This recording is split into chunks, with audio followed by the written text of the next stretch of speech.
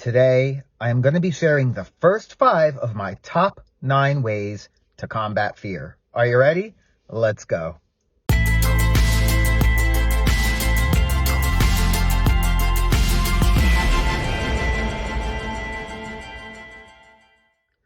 Welcome back. My name is Dom, and I help people to step into their truth and power. As I am recording this, it is the weekend, and what I like to do is I like to reflect back on the week of my own experiences in things that I've learned, things that I've taken away, things that I've put into practice that have really helped me to share with you so that you can then benefit from my learnings. And today I'm going to be talking about fear. Fear gets to the best of us at some time in our life.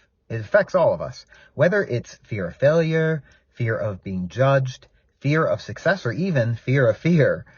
All of us have experienced fear at some point in our lives, and it can be a real stumbling block that holds us back from being successful, and a real stumbling block that keeps us from experiencing the true happiness in our life.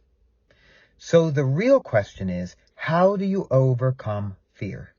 Today, I am going to share with you the first 5 of my top 9 ways to combat fear. And in my next video, I will share the final 4. So without further ado, let's get started. Number 1, separate reality from perception.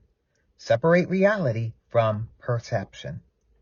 Take a moment to step back from your situation and imagine looking at it as another person viewing your situation. And ask yourself, what is really going on here? Do this by locating the real facts and place them over any feelings.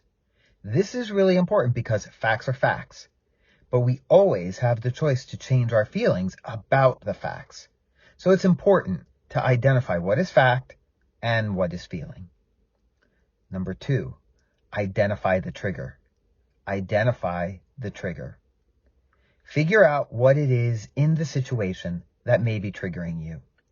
Often, other people's beliefs and feelings about things can trigger us. We have to be able to identify what we're feeling is actually ours, or is it a reflection of somebody else's beliefs that are causing us to go into doubt. If our heart feels good, but our mind is in chaos, it's likely we may be struggling with somebody else's beliefs or feelings about things. The trigger could be we may fear being judged if we were to follow our heart, or maybe you're fearing failure. Regardless of the fear itself, identify the trigger and ask yourself, do you believe this fear to be true? Or is it really somebody else's belief or feeling that somehow got instilled in you? Number 3, know where fear lives in your body. Know where fear lives in your body. This is an important one. A lot of times fear takes over us physically, and it affects different people in different ways. Some people hold the stress of fear in their neck, their shoulders, or back. Others struggle with digestive issues, and some experience headaches, and some have a hard time sleeping. Identify if and how it may be affecting your physical body, and do the work to take care of your body.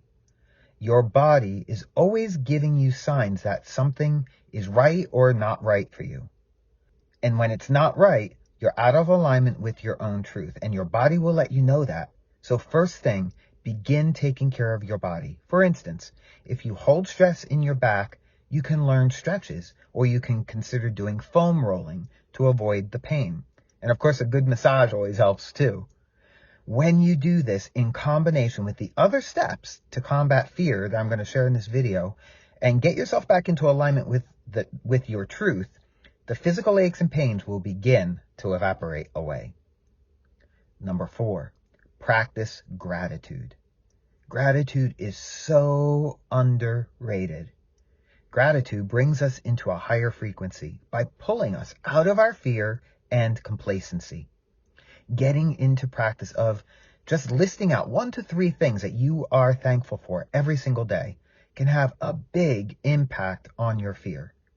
And you don't have to physically write it down. Personally, I'm not a big journaler. I don't like to write, generally speaking, but just getting into the practice every evening or every morning of taking time to think about this is super helpful. It's helpful because it takes us out of our fear of the past or future, and it drops us right into our present moment. It really doesn't matter how big or small it is.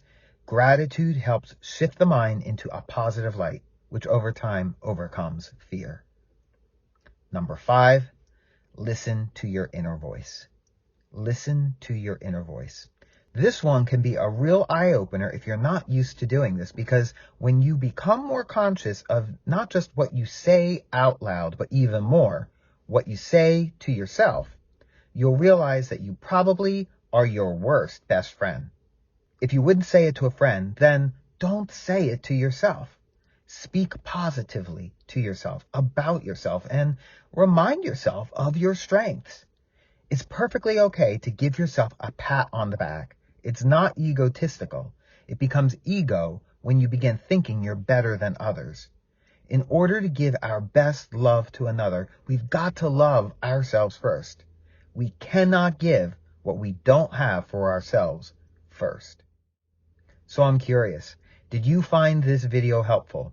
Which of the 5 ways are you planning to try first? I invite you to share that in the comments below, because I'd love to support and encourage you. And if you found this helpful, I'd also like to invite you to join my free online community, ProEmpowerment Online. I'm sharing valuable content in the newsfeed of that community each week, but even more, you'll have the ability to join the conversation in a private online space where we can share freely with like-minded people without feeling judged or being shut down or censored for your beliefs. To join me in the community, it's 100% free. Just click on the ProEmpowerment Online link in the comments and description box below. I look forward to connecting with you in the community. And with that, I would like to thank you for joining me today. I love you for being here. And until I connect with you again for my next video, stay well, stay healthy, and stay empowered.